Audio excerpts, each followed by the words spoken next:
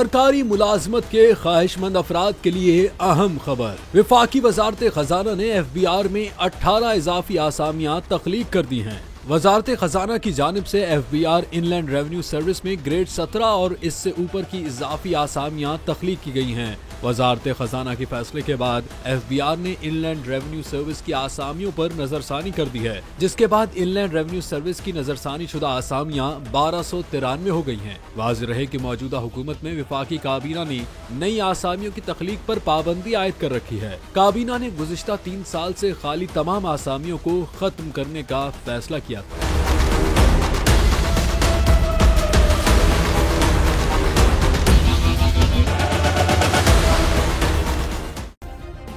Subscribe करें और bell दबाएं ताकि कोई खबर रह न जाए।